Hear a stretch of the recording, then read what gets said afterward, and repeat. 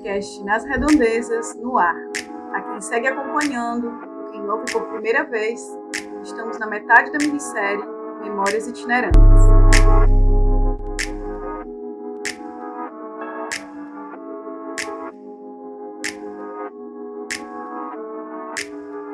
Recapitulando, que a cada episódio, um tema que abraça o contexto do mover-se ou itinerar. Primeiro a apresentação do tema e alguma dilatação dele em sentido. Sempre bom lembrar que ainda dentro de uma perspectiva, de um olhar. Na sequência, uma história, uma narrativa, contada para liberar algo mais do lado imaginativo. Um misto de memórias, de tempos, nomes, lugares, costurados por inspirações de fazer de conta. Então, não custa lembrar que qualquer semelhança com a vida real é sincronia não intencional.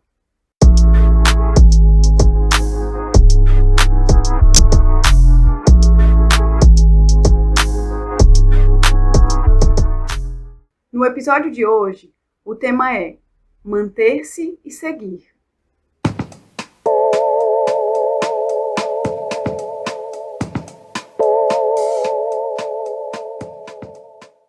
Eu sou a Mariana e me mantenho com atividades diversas, mas dentro do possível relacionadas ao criar.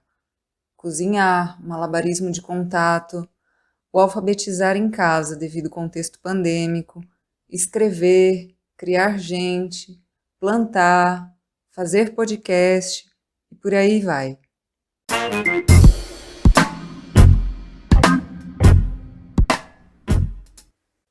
Eu sou a Ângela e mantenho a cada dia com uma nova forma de expressão. Se antes, com os malabares e os cadernos artesanais, a criação era subjetiva, toda minha, agora me dedico a uma nova linguagem, das artes gráficas e das colagens, nas quais preciso comunicar uma mensagem específica de cada projeto que integro. É nesse desafio que sigo.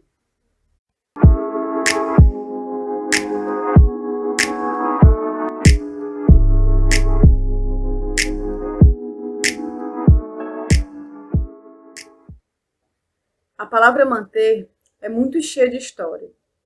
Ela pode ser relacionada com uma forma de conservação, de um estado, de reter até.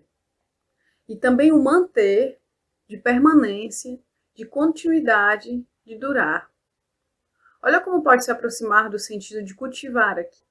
Manter também como forma de dar sustento, de prover, nutrir, o alimento literal e o metafórico.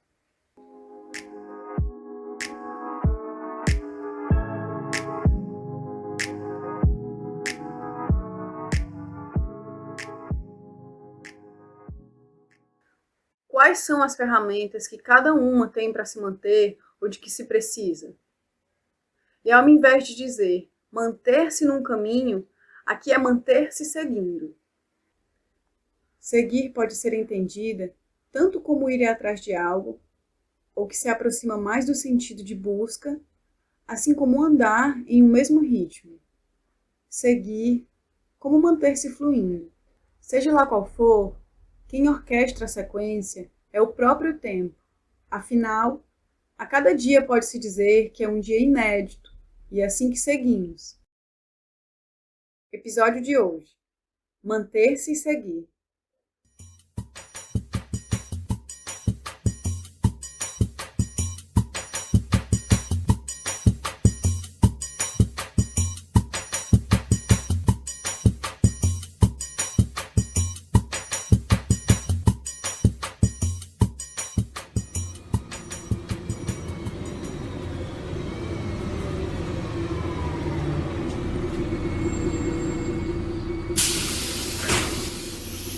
O ônibus chegava na vaga destinada ao desembarque da rodoviária.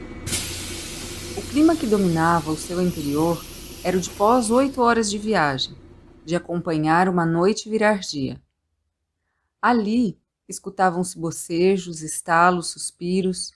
As pessoas levantavam para pegar os pertences na parte acima das poltronas e se enfileiravam no corredor com uma certa ansiedade, para sentir qual era a brisa dominante do lado externo. Enquanto o fundo se esvaziava, ela seguia gentilmente acordando a criança, toda enrolada com seu sapo de pelúcia. Já até abrira os olhos, mas parecia não entender muito o que estava acontecendo, com a coerência de uma criança de só 4 anos. Vem, llegamos, disse a mãe. E assim a criança se pôs em pé, com um olhar que remetia alguma coisa àquele que pôs ao nascer.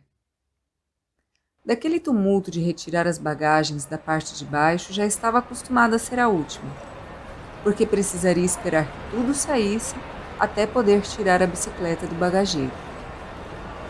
Assim que conferiu cada coisa no seu lugar, uma mochila nas costas, uma pochete com os documentos, a bolsa de brinquedos da criança na frente do corpo, que ela levava quando a criança estava em estado de carregar somente o seu corpinho, e a bicicleta, com uns alforjes improvisados de estopa, em que carregava os seus instrumentos de trabalho, uma caixa de som pequena e um liquidificador. Para ela, em certo ponto, os olhares curiosos e cheios de julgamentos, supunha, que sempre se voltava e a acompanhava em seus microtrajetos, já não a incomodava, a depender do seu estado de ânimo. Passavam de uma forma até despercebida. Ao mesmo tempo, desde seu lado, ela também ficava curiosa sobre como havia um olhar alheio tão insustentável, que dissimulava em qualquer tentativa de ser recíproco. Quantas vezes a aproximação chegava com a pergunta direta: de onde que você é? Não que tivesse qualquer entrave para responder. Ficava assim pensando, onde será que vai parar a espontaneidade dos primeiros contatos de quando, na infância, a gente se aproxima de alguém de igual para igual. Assim, já andava com sua resposta pronta, na ponta da língua, e dizia: das redondezas, com um nítido sotaque além fronteira. Também tinha umas horas em que demonstrava pouca paciência, ou então só fingia não entender mesmo, nem sorria.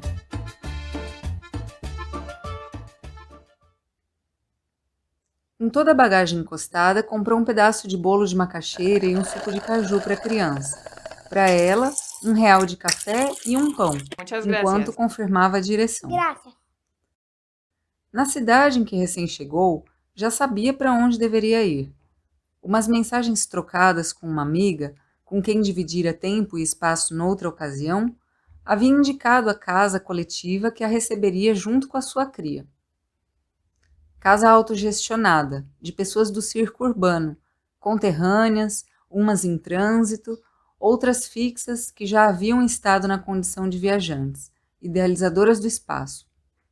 Ali, além das individualidades, dedicavam-se também à terra, horta, compostagem, tinha um minhocário lá. A caminhada até a casa durou cerca de 40 minutos em passos infantis. Não foi nada complicado encontrar onde ficariam hospedadas, quem sabe, os próximos 10 ou 15 dias, tempo suficiente para juntar a quantia para avançar mais no seu rumo. Ao estar de frente para casa, facilmente identificável pelos murais na fachada, anunciou a sua chegada, ao mesmo tempo em que abria a cerca de madeira na frente da casa. Olá, olá, disse entrando. A dupla que a recebeu passou e sorriu para a criança, e estava justamente saindo a trabalhar. Um deles carregava o seu monociclo girafa, mas parou tranquilamente para dar as boas-vindas e explicar o lugar em que poderia acomodar seus pertences. A casa era grande. Naquele momento, estavam em 12 pessoas.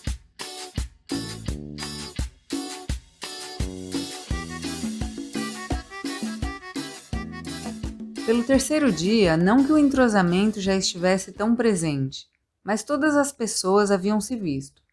Já conheciam ela e a criança pelo nome. Valentina sentia que o tempo de descanso e de autorregulação tinha sido suficiente. E como sempre havia pessoas em casa, era de praxe que cuidassem a criança enquanto ela seguia para fazer o do dia, na rua.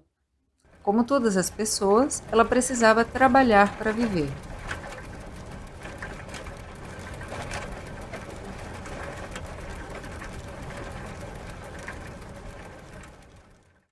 Foi ali pelo 5º dia, na hora do almoço, a cozinha ocupada no preparo simultâneo de 3 refeições individuais, além de um cuscuz coletivo que sempre estava para quem quisesse complementar, em todas as refeições.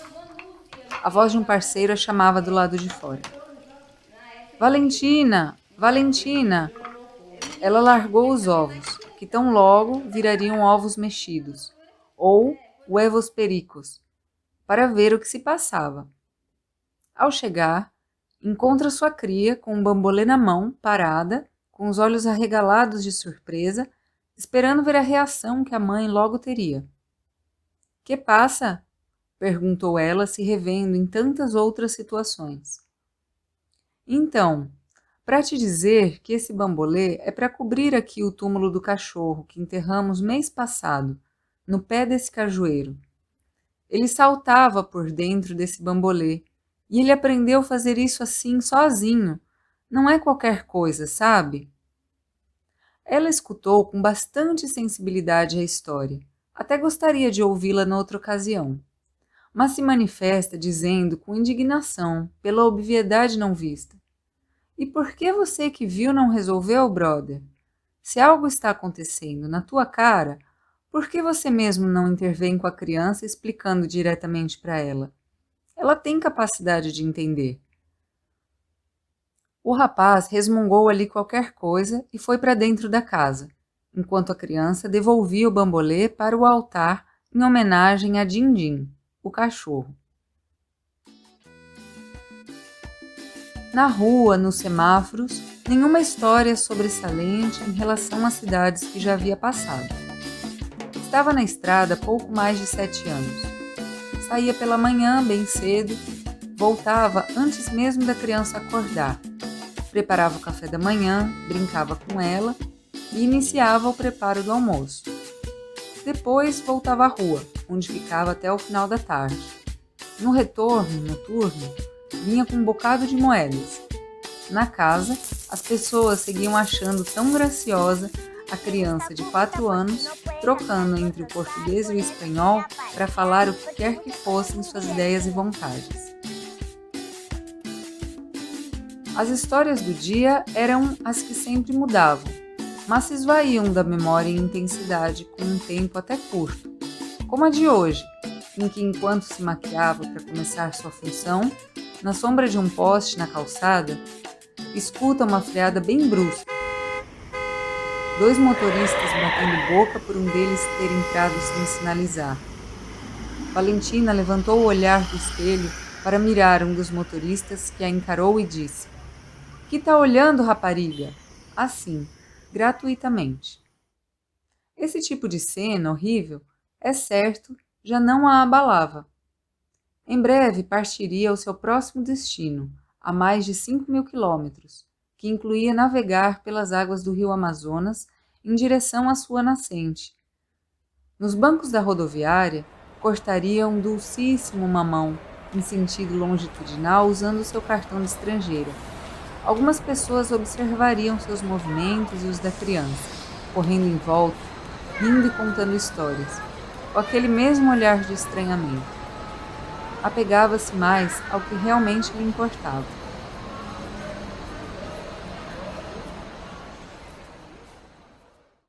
Antes de partir, porém, ainda se juntaria 3 amigas e amigos da casa, na véspera da viagem, para uma apresentação na praça da cidade. Num fim de tarde, quando a criança poderia acompanhar, acostumada que estava a, em sua cumplicidade completamente estabelecida com a mãe, se manter sempre à sua vista. Ela sentava e assistia ao espetáculo desde a primeira fileira, no nível do picadeiro.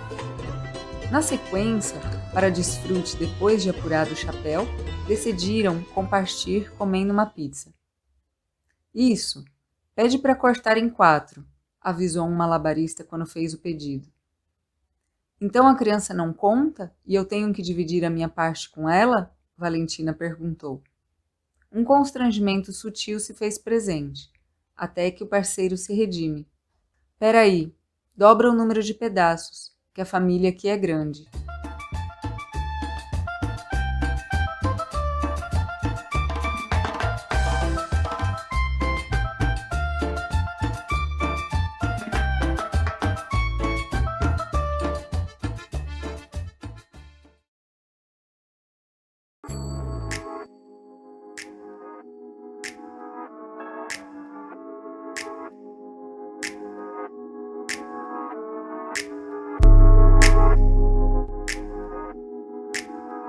Esta história é do episódio Manter-se e Seguir, do podcast Nas Redondezas, minissérie Memórias Itinerantes.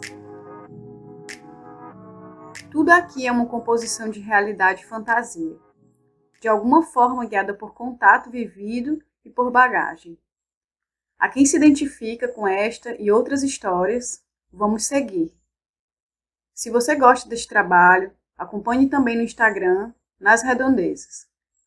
Os episódios estão disponíveis no Spotify, Google Podcast e YouTube.